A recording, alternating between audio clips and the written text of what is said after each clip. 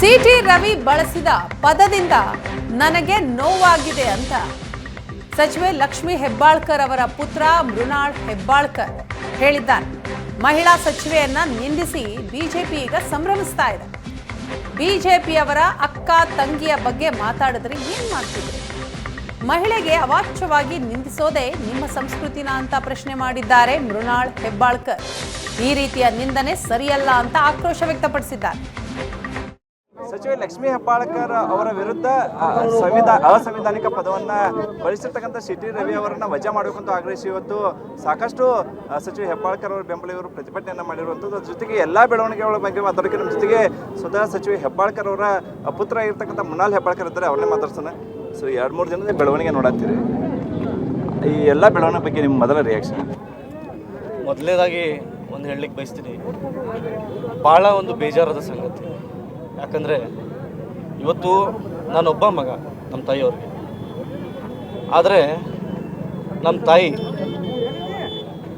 1998ರಿಂದ ಇವತ್ತಿನವರೆಗೂ ಯಾವ ರೀತಿ ಹೋರಾಟದ ಮೂಲಕ, ಸಂಘರ್ಷದ ಮೂಲಕ ಕೆಲಸವನ್ನು ಮಾಡಿಕೊಂಡು ಕ್ಷೇತ್ರವನ್ನು ಗಟ್ಟಿಯಾಗಿ, ಇತಿಹಾಸದಲ್ಲೇ ಇಂಡಿಪೆಂಡೆನ್ಸ್ ಆದಾಗಿಂದ ನಮ್ಮ ಕ್ಷೇತ್ರ ಯಾವತ್ತೂ ಕೂಡ ಕಾಂಗ್ರೆಸ್ ಪಕ್ಷ ಗೆದ್ದಿರಲಿಲ್ಲ. ನಾವು ಹೋರಾಟ ಮೂಲಕ ಏನಿವತ್ತು ಬಂದು ನಾವು ಒಂದು ಸ್ಥಾನದಲ್ಲಿ ನಿಂತಿದ್ದೀವಿ. ಸಿಟಿ ರವಿಯವರು ಅವ್ರ ಬಗ್ಗೆ ಬಹಳಷ್ಟು ಒಬ್ಬ ಯುವಕನಾಗಿ ಗೌರವವನ್ನು ಇಟ್ಕೊಂಡಿದ್ದೆ. ಆದರೆ ಈ ಒಂದು ಪದ ನಿಜವಾಗ್ಲೂ ಕೂಡ ನಮ್ಮ ತಾಯಿಯವ್ರ ಮೇಲೆ ಅವ್ರು ಬಳಸಿದ್ದನ್ನ ನನಗೆ ಮಾತ್ರ ಅಲ್ಲ, ನಮ್ಮ ಕ್ಷೇತ್ರದ ಸರ್ವಸಾಮಾನ್ಯ ಜನರು ಮನೆ ಮಗಳು ಅಂಥೇಳಿ ಇವತ್ತು ನಮ್ಮ ತಾಯಿಯವ್ರನ್ನ ಆ ಜನ ಒಪ್ಕೊಂಡಿದ್ದಾರೆ. ಪ್ರತಿಯೊಬ್ಬರಿಗೂ ಇವತ್ತು ನೋವಾಗಿದೆ. ನನಗೆ ಬಹಳ ಬೇಜಾರಾಗುವ ಸಂಗತಿ ಏನಾದರೂ ಇದ್ದರೆ, ಇವತ್ತು ಬಿ ಜೆ ಪಿಯವರು ಸಂಭ್ರಮಾಚರಣೆ ಮಾಡ್ತಾರೆ. ಏನು ಸಂಭ್ರಮಾಚರಣೆ ಮಾಡ್ತಾರೆ ನನಗೆ ಗೊತ್ತಾಗ್ತಾ ಇಲ್ಲ. ಯಾವ ರೀತಿ ಅವ್ರು ಮಾಡಿದಂಥ ಆಫೆನ್ಸ್ ಬೇಲ್ ಮೂಲಕ ಹೊರಗಡೆ ಬಂದಿದ್ದಾರೆ. ಒಂದು ಸರಿ ಯೋಚನೆ ಮಾಡಿ ನೋಡಿ, ಇವತ್ತು ರಾಜ್ಯದ ಒಬ್ಬರು ಮಹಿಳಾ ಸಚಿವರಿಗೆ ಈ ಥರ ಸಿ ಟಿ ರವಿಯವರು ಮಾತಾಡಿದ್ದಾರೆ. ಬಿ ಜೆ ಪಿಯಲ್ಲಿದ್ದಂಥ ಎಲ್ಲ ನಾಯಕರ ಮೇಲೂ ನನಗೆ ಒಂದು ಗೌರವ ಇದೆ. ಅವ್ರಿಗೆ ನನ್ನ ಗೌರವ ಮೂಲಕ ಇಷ್ಟೇ ಕೇಳಲಿಕ್ಕೆ ಬಯಸ್ತೀನಿ, ನಿಮ್ಮ ಮನೆಯಲ್ಲಿ ಇದ್ದಂಥ ನಮ್ಮ ಅಕ್ಕ ತಂಗಿಯರ ಬಗ್ಗೆ ಸಿ ಟಿ ರವಿಯವರು ಈ ಥರ ಮಾತಾಡಿದರೆ ನೀವು ಏನು ಮಾಡ್ತಾಯಿದ್ರಿ?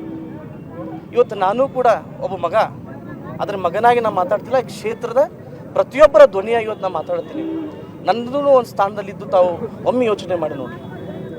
ಇವತ್ತು ನಮ್ಮ ಮಾಧ್ಯಮದ ಎಲ್ಲ ನನ್ನ ಅಣ್ಣ ತಮ್ಮಂದಿರಲ್ಲೂ ಕೂಡ ವಿನಂತಿ ಮಾಡ್ತೀನಿ, ಯಾರೇ ಆಗಲಿ ಕೂಡ ಮಹಿಳೆಯರಿಗೆ ಗೌರವದಿಂದ ನಾವು ನೋಡ್ಕೋಬೇಕು. ಬಿ ಜೆ ಪಿಯವರು ಬಾಯಿ ಎತ್ತಿದ್ರೆ ರಾಮನ ಹೆಸರು ಹೇಳ್ತಾರೆ. ರಾಮಾಯಣ, ಮಹಾಭಾರತ ನಾವು ಸಾಕ್ಷಿ ಇದ್ದೀವಿ, ನಾವು ಮಹಾಭಾರತ ಓದಿದ್ದೀವಿ.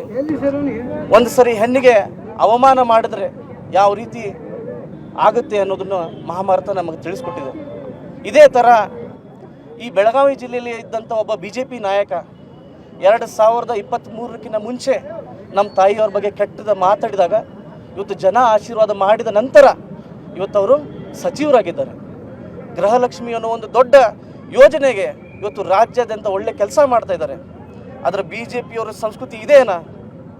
ಒಬ್ಬ ಮಹಿಳೆಗೆ ಅವಾಚ್ಯ ಶಬ್ದದಿಂದ ಮಾತಾಡಿದ ನಂತರ ನೀವು ಈ ಥರ ಸಮರ್ಥನೆ ಮಾಡ್ಕೊಳ್ತೀರಾ? ಆರ್ ಅಶೋಕ್ ಅವ್ರಿಗೂ ಕೂಡ ಗೌರವದಿಂದ ನಾನು ಕೇಳ್ಕೊತೀನಿ, ವಿಜೇಂದ್ರ ಅವ್ರಿಗೂ ಕೂಡ ಗೌರವದಿಂದ ನಾನು ಕೇಳ್ಕೊತೀನಿ.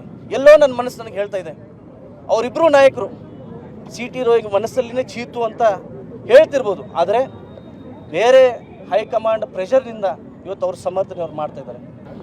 ಇಷ್ಟು ಸಚಿವೆ ಲಕ್ಷ್ಮಿ ಹೆಬ್ಬಾಳ್ಕರ್ ಪುತ್ರ ಮೃಣಾಲ್ ಹೆಬ್ಬಾಳ್ಕರ್ ಹೇಳ್ತಿರುವಂಥದ್ದು. ಕ್ಯಾಮರಾಮನ್ ಅನಿಲ್ ಕಾಜ್ಗಾರ್, ಏಷ್ಯಾನೆಟ್ ಸುವರ್ಣ. ಇನ್ನು ಚಿಕ್ಕಮಗಳೂರಿಗೆ ಬರ್ತಾ ಇದ್ದಂತೆ ಸಿಟಿ ರವಿ ಟೆಂಪಲ್ ರನ್ ಮಾಡಿದ್ದ. ಪತ್ನಿ ಪಲ್ಲವಿಯ ಜೊತೆ ದೇವರ ದರ್ಶನವನ್ನ ಪಡೆದಿದ್ದಾರೆ ಸಿಟಿ ರವಿ. ರಾಘವೇಂದ್ರ ಸ್ವಾಮಿ ಮಠದಲ್ಲಿ ಸಿಟಿ ರವಿ ದಂಪತಿ ವಿಶೇಷ ಪೂಜೆಯನ್ನ ಸಲ್ಲಿಸಿದರು. ಸಿಟಿ ರವಿ ಬಿಡುಗಡೆಗೆ ಹಲವರು ಹರಕೆ ಹೊತ್ತಿದ್ರು. ಬೆಂಬಲಿಗರು, ಕಾರ್ಯಕರ್ತರು ಹರಕೆ ಹೊತ್ತಿದ್ರು. ಆ ಮಾಹಿತಿ ಪಡೆದಂತಹ ಸಿಟಿ ರವಿ ಪತ್ನಿ ಹಾಗೂ ಕಾರ್ಯಕರ್ತರ ಜೊತೆ ತೆರಳಿ ರಾಘವೇಂದ್ರ ಸ್ವಾಮಿಗೆ ಪೂಜೆ ಸಲ್ಲಿಸಿದ್ದಾರೆ. ಚಿಕ್ಕಮಗಳೂರಿನ ಸಿಟಿ ರವಿ ನಿವಾಸದ ಸಮೀಪದಲ್ಲಿರುವಂತಹ ರಾಘವೇಂದ್ರ ಸ್ವಾಮಿಯ ಮಠ ಇದು. ಸುರಕ್ಷಿತವಾಗಿ ಸಿಟಿ ರವಿ ಬಿಡುಗಡೆಯಾದರೆ ಪೂಜೆಯನ್ನ ಮಾಡ್ತೀವಿ ಅಂತ ಸಿಟಿ ರವಿ ಬೆಂಬಲಿಗರು, ಕಾರ್ಯಕರ್ತರು ಹರಕೆ ಹೊತ್ತಿದ್ರು. ಅದನ್ನ ತಿಳಿದಂತಹ ಸಿಟಿ ರವಿ ತಮ್ಮ ಕ್ಷೇತ್ರಕ್ಕೆ ಬರ್ತಾ ಇದ್ದ ಹಾಗೆಯೇ ರಾಘವೇಂದ್ರ ಸ್ವಾಮಿ ಮಠಕ್ಕೆ ಹೋಗಿ ವಿಶೇಷ ಪೂಜೆಯನ್ನ ಸಲ್ಲಿಸಿದ್ದ.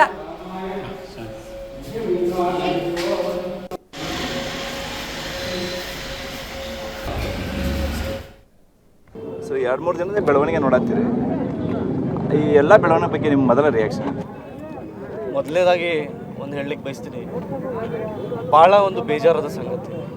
ಯಾಕಂದರೆ ಇವತ್ತು ನಾನೊಬ್ಬ ಮಗ ನಮ್ಮ ತಾಯಿಯವ್ರಿಗೆ. ಆದರೆ ನಮ್ಮ ತಾಯಿ 1998ರಿಂದ ಇವತ್ತಿನವರೆಗೂ ಯಾವ ರೀತಿ ಹೋರಾಟದ ಮೂಲಕ, ಸಂಘರ್ಷದ ಮೂಲಕ ಕೆಲಸವನ್ನು ಮಾಡಿಕೊಂಡು ಕ್ಷೇತ್ರವನ್ನು ಗಟ್ಟಿಯಾಗಿ, ಇತಿಹಾಸದಲ್ಲೇ ಇಂಡಿಪೆಂಡೆನ್ಸ್ ಆದಾಗಿಂದ ನಮ್ಮ ಕ್ಷೇತ್ರ ಯಾವತ್ತೂ ಕೂಡ ಕಾಂಗ್ರೆಸ್ ಪಕ್ಷ ಗೆದ್ದಿರಲಿಲ್ಲ. ನಾವು ಹೋರಾಟ ಮೂಲಕ ಏನಿವತ್ತು ಬಂದು ನಾವು ಒಂದು ಸ್ಥಾನದಲ್ಲಿ ನಿಂತಿದ್ದೀವಿ. CT ರವಿಯವರು ಅವ್ರ ಬಗ್ಗೆ ಬಹಳಷ್ಟು ಒಬ್ಬ ಯುವಕನಾಗಿ ಗೌರವವನ್ನು ಇಟ್ಕೊಂಡಿದ್ದೆ. ಆದರೆ ಈ ಒಂದು ಪದ ನಿಜವಾಗ್ಲೂ ಕೂಡ ನಮ್ಮ ತಾಯಿಯವ್ರ ಮೇಲೆ ಅವ್ರು ಬಳಸಿದ್ದನ್ನ ನನಗೆ ಮಾತ್ರ ಅಲ್ಲ, ನಮ್ಮ ಕ್ಷೇತ್ರದ ಸರ್ವಸಾಮಾನ್ಯ ಜನರು ಮನೆ ಮಗಳು ಅಂಥೇಳಿ ಇವತ್ತು ನಮ್ಮ ತಾಯಿಯವ್ರನ್ನ ಆ ಜನ ಒಪ್ಕೊಂಡಿದ್ದಾರೆ. ಪ್ರತಿಯೊಬ್ಬರಿಗೂ ಇವತ್ತು ನೋವಾಗಿದೆ. ನನಗೆ ಬಹಳ ಬೇಜಾರಾಗುವ ಸಂಗತಿ ಏನಾದರೂ ಇದ್ದರೆ, ಇವತ್ತು BJP ಅವರು ಸಂಭ್ರಮಾಚರಣೆ ಮಾಡ್ತಾರೆ. ಏನು ಸಂಭ್ರಮಾಚರಣೆ ಮಾಡ್ತಾರೆ ನನಗೆ ಗೊತ್ತಾಗ್ತಾ ಇಲ್ಲ. ಯಾವ ರೀತಿ ಅವ್ರು ಮಾಡಿದಂಥ ಆಫೆನ್ಸ್ ಬೇಲ್ ಮೂಲಕ ಹೊರಗಡೆ ಬಂದಿದ್ದಾರೆ. ಒಂದು ಸರಿ ಯೋಚನೆ ಮಾಡಿ ನೋಡಿ, ಇವತ್ತು ರಾಜ್ಯದ ಒಬ್ಬರು ಮಹಿಳಾ ಸಚಿವರಿಗೆ ಈ ಥರ CT ರವಿಯವರು ಮಾತಾಡಿದ್ದಾರೆ. BJPಯಲ್ಲಿದ್ದಂಥ ಎಲ್ಲ ನಾಯಕರ ಮೇಲೂ ನನಗೆ ಒಂದು ಗೌರವ ಇದೆ. ಅವ್ರಿಗೆ ನನ್ನ ಗೌರವ ಮೂಲಕ ಇಷ್ಟೇ ಕೇಳಲಿಕ್ಕೆ ಬಯಸ್ತೀನಿ, ನಿಮ್ಮ ಮನೆಯಲ್ಲಿ ಇದ್ದಂಥ ನಮ್ಮ ಅಕ್ಕ ತಂಗಿಯರ ಬಗ್ಗೆ CT ರವಿಯವರು ಈ ಥರ ಮಾತಾಡಿದರೆ ನೀವು ಏನು ಮಾಡ್ತಾಯಿದ್ರಿ? ಇವತ್ತು ನಾನು ಕೂಡ ಒಬ್ಬ ಮಗ, ಅದರ ಮಗನಾಗಿ ನಾನು ಮಾತಾಡ್ತಿಲ್ಲ, ಕ್ಷೇತ್ರದ ಪ್ರತಿಯೊಬ್ಬರ ಧ್ವನಿಯಾಗಿ ಇವತ್ತು ನಾನು ಮಾತಾಡ್ತೀನಿ. ನನ್ನದೂ ಒಂದು ಸ್ಥಾನದಲ್ಲಿದ್ದು ತಾವು ಒಮ್ಮೆ ಯೋಚನೆ ಮಾಡಿ ನೋಡಿ. ಇವತ್ತು ನಮ್ಮ ಮಾಧ್ಯಮದ ಎಲ್ಲ ನನ್ನ ಅಣ್ಣ ತಮ್ಮಂದಿರಲ್ಲೂ ಕೂಡ ವಿನಂತಿ ಮಾಡ್ತೀನಿ, ಯಾರೇ ಆಗಲಿ ಕೂಡ ಮಹಿಳೆಯರಿಗೆ ಗೌರವದಿಂದ ನಾವು ನೋಡ್ಕೋಬೇಕು. BJPಯವರು ಬಾಯಿ ಎತ್ತಿದ್ರೆ ರಾಮನ ಹೆಸರು ಹೇಳ್ತಾರೆ. ರಾಮಾಯಣ, ಮಹಾಭಾರತ ನಾವು ಸಾಕ್ಷಿ ಇದ್ದೀವಿ, ನಾವು ಮಹಾಭಾರತ ಓದಿದ್ದೀವಿ. ಒಂದು ಸರಿ ಹೆಣ್ಣಿಗೆ ಅವಮಾನ ಮಾಡಿದ್ರೆ ಯಾವ ರೀತಿ ಆಗುತ್ತೆ ಅನ್ನೋದನ್ನು ಮಹಾಭಾರತ ನಮಗೆ ತಿಳಿಸ್ಕೊಟ್ಟಿದೆ.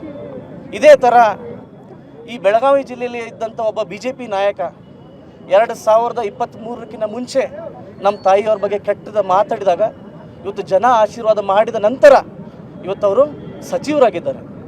ಗೃಹಲಕ್ಷ್ಮಿ ಅನ್ನೋ ಒಂದು ದೊಡ್ಡ ಯೋಜನೆಗೆ ಇವತ್ತು ರಾಜ್ಯಾದ್ಯಂತ ಒಳ್ಳೆ ಕೆಲಸ ಮಾಡ್ತಾ ಇದ್ದಾರೆ. ಆದರೆ BJPಯವರ ಸಂಸ್ಕೃತಿ ಇದೇನಾ?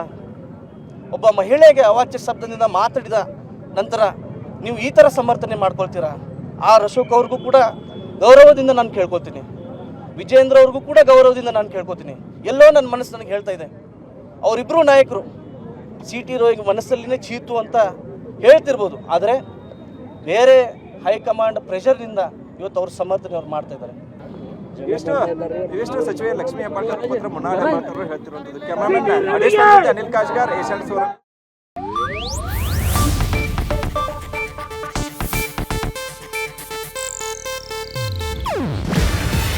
ಇದು ಏಷ್ಯಾನೆಟ್ ನ್ಯೂಸ್ ನೆಟ್ವರ್ಕ್ ಪ್ರಸ್ತುತಿ. ನೀವು ನೋಡ್ತಿದ್ದೀರಾ ಏಷ್ಯಾನೆಟ್ ಸುವರ್ಣ ನ್ಯೂಸ್.